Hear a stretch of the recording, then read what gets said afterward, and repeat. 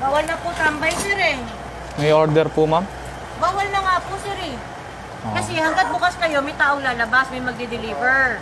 Nonsense, sir. Video mo pa ako. Hindi, di po ako, empleyado. Grab po ako. Oo nga eh. Hindi nyo ba naiintindihan? Andito, babasahin ko, ha? Okay. Curfew hours natin, sir. Sige, video mo para maintindihan mo. Sige po. Hindi ba alam ng Grab yan? Ang Grab po, sumusunod lang din po sa IATF eh. Hindi nga. May IATF nga Opo. kayo. Pero, ECQ tayo, sir. Opo. Kuya, dala mo yung memorandum natin. Yung printed. Okay. Teka lang, sir. May pinapa-implement tayo. 6 p.m. to 5 Sige po. p.m. Okay? Curfew yan. So, ibig sabihin, Picture ko lang. oh, sige. Si alas 6 ng gabi, Apo. curfew na hanggang alas 5. Apo. Intindihan? Basa.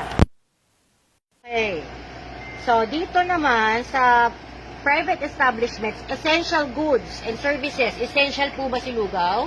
Ano po? Hindi. Kasi mabubuhay ang tao na walang lugaw. Ang essential, tubig, gatas, groceries. Pagkain po yun, ma'am. Hindi nga. Eh di sana lahat ng pagkain bukas. Ito si Police, paliliwanagan kayo ni Police. Okay? Naiintindihan po? Opo. Naiintindihan. Okay?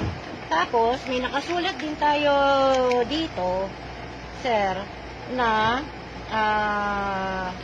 ang pupwede lang, provision of foods and essential. Hindi essential si lugaw.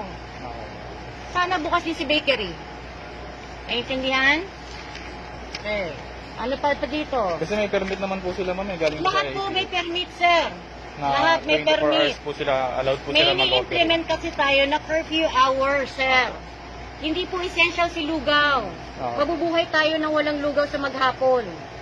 Okay? Naintindihan? Delivery and courier services lang. Nagka-transport ng food, medicine, and others essentials. Yes po, kami po. Pero, siguro. kayo ngayon.